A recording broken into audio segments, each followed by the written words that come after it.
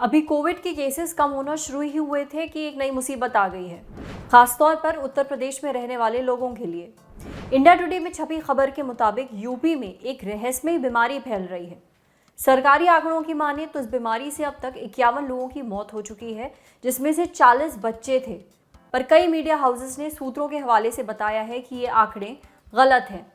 80 मौतें तो अकेले फिरोजाबाद में रिपोर्ट की गई हैं, जहां से बीमारी शुरू हुई है।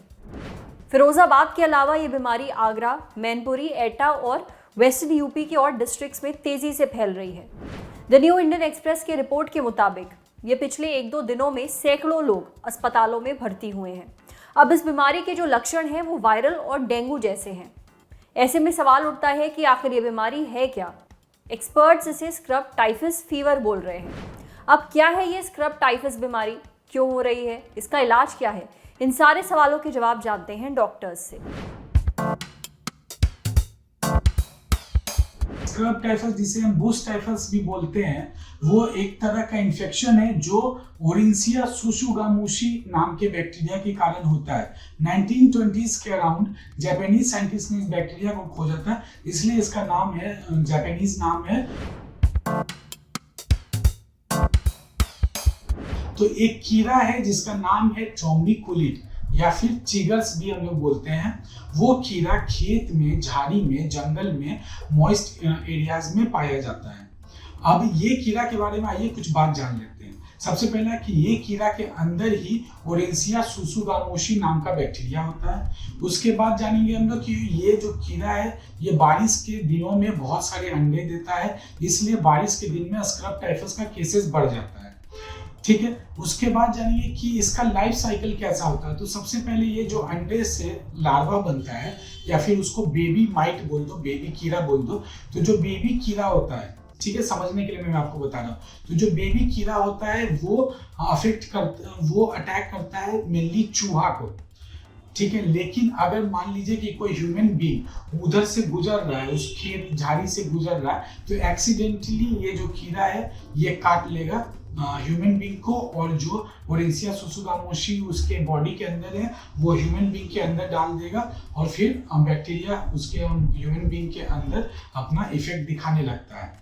ठीक है, उसके बाद हम लोग ये जान लें कि ये जो बैक्टीरिया, ये जो कीड़ा है, ये सिर्फ और सिर्फ बचपन में ही अपना काटता है। जब ये लार्वा स्टेज में होता है, अडल्ट होता है, जब बड़ा हो जाता है तो ये सुधर जाता है। तो टाइफस जो वर्ड है वो ग्रीक वर्ड से डिराइव हुआ है, जिसका मीनिंग होता है फीवर विथ स्टूपर। ठीक है, तो अब हम लोग ये समझते हैं कि जब ये कीड़ा काटता है, ठीक है, तो 10 दिन के अंदर अंदर लक्षण दिखाई देना शुरू होता है। क्या क्या लक्षण दिख सकता है? तो सबसे पहला तो फीवर दिखेगा, हमारा हेडेक दिख सकता है, बॉडी एक दिख सकता है, रैशेस दिख सकता है, और स्कार दिख सकता है। तो स्कार क्या होता है? तो जहाँ पे वो माइट काटा है, चिगर्स जहाँ पे काटा है, वहाँ पे एक दाग रह जाता है, उसी को हम लोग बोलते हैं स्कार। ठीक है, तो और ये जो स्क्रब टाइफस है, इसमें बहुत सारा मेन ऑर्गन अफेक्टेड होता है, जैसे कि हार्ट, लंग, लीवर, किडनी। तो इसके कारण मृत्यु भी हो सकती है। तो जब आपको इस तरह के लक्षण दिखना शुरू होते हैं तो आप डॉक्टर के पास जाते हैं। डॉक्टर इम्यूनोफ्लोरेसेंस और वेल फेलिक्स टेस्ट करवाते हैं। ठीक है, तो ये 2 टेस्ट से पता चलता है कि स्क्रब टाइफस है या नहीं। तो अगर स्क्रब टाइफस डायग्नोसिस हो गया तो जो मेन दवा है इसका वो है डॉक्सीसाइक्लिन 100 mg, जो 2 बार दिन भर में देना है और 7 दिनों तक देना है। ठीक है, ये देते हैं। बाकी जो दवा देते हैं वो सिम्टम्स के आधार पे देते हैं। फीवर है तो फीवर के लिए पैरासीटामोल या इस तरह का जो भी है वो लक्षण के आधार पे दवा होता है। Prevention is better than cure. तो इस स्क्रब टाइफस का बचाव क्या है? तो सबसे पहला पॉइंट जानेंगे कि अगर हम जंगल, झाड़ी इस तरह के इलाकों में जा रहे हैं तो फुल स्लीव का कपड़ा पहनना है, बूट पहनना है, ग्लव्स अगर आपके पास है तो ग्लव्स का यूज करना है। अगर नहीं है तो इंसेक्ट रेपेलेंट जो केमिकल आता है उसमें DEET होना चाहिए, वैसा केमिकल आप लगा सकते हैं। ठीक है। उसके बाद है कि weekly dose of doxycycline 200 mg weekly dose of doxycycline देना चाहिए। जो एरिया हेवीली स्क्रब टाइफस जहाँ पे बढ़ रहा है, जैसे कि अभी यूपी के कुछ इलाकों में बढ़ रहा है, तो वहाँ पे as a prophylaxis 200 mg of doxycycline दे देना चाहिए। और घास पे हमें डायरेक्टली नहीं बैठना चाहिए, क्योंकि उससे हो सकता है कि चीगल्स माइट जो है वो हमें काट ले। स्वास्थ्य अधिकारियों के मुताबिक स्क्रब टाइफस के केसेस बढ़ने के पीछे बारिश और बाढ़ एक बड़ी वजह है। इससे निपटने के लिए चीफ मिनिस्टर योगी आदित्यनाथ ने एक पहल की है। 7 सितंबर से 16 सितंबर के बीच कुछ स्वास्थ्य अधिकारी इन डिस्ट्रिक्ट्स में घर घर जाएंगे, ये देखने के लिए कि किन किन लोगों को वायरल कोविड-19 या फिर मौसमी बुखार के लक्षण दिख रहे हैं। उम्मीद है तेजी से फैल रही इस बीमारी पर जल्दी काबू पाया जाएगा। अब बढ़ते हैं सेहत के अगले सेगमेंट की तरफ। ब्रेस्ट कैंसर, क्या आपको भी ऐसा लगता है कि इसका शिकार सिर्फ औरतें होती हैं? गलत। ब्रेस्ट कैंसर पुरुषों में भी होता है, पर इसकी जानकारी बहुत कम लोगों को है। इसके बारे में हमने बात की डॉक्टर जगदीश से। उन्होंने बताया कि पुरुषों में होने वाले ब्रेस्ट कैंसर का एग्जैक्ट कारण अभी पता नहीं चल पाया है। कुछ ऐसे रिस्क फैक्टर्स हैं जिनसे पुरुषों में ब्रेस्ट कैंसर होने का चांस बढ़ जाता है, जैसे उम्र का बढ़ना। अगर किसी परिवार में ब्रेस्ट कैंसर की हिस्ट्री रही है तो वो लोग ज़्यादा रिस्क पर होते हैं। अगर किसी पुरुष को चेस्ट के एरिया में रेडिएशन थेरेपी मिली है तो उससे भी ब्रेस्ट कैंसर का रिस्क बढ़ जाता है। कुछ जेनेटिक डिसऑर्डर जैसे BRCA म्यूटेशन, ये जीन्स में गड़बड़ी होने के कारण होता है। अब कैसे पता चलेगा कि किसी को ब्रेस्ट कैंसर हो सकता है? इसके कुछ लक्षण हैं, जैसे छाती में गांठ होना, छाती की स्किन का कलर बदल जाना, निपल अंदर चला जाना और बगल में गांठ पड़ जाना। लक्षण दिखने पर बायोप्सी नाम का टेस्ट किया जाता है। बायोप्सी मतलब गांठ में से एक टुकड़ा निकालकर लैब में भेजा जाता है टेस्ट के लिए।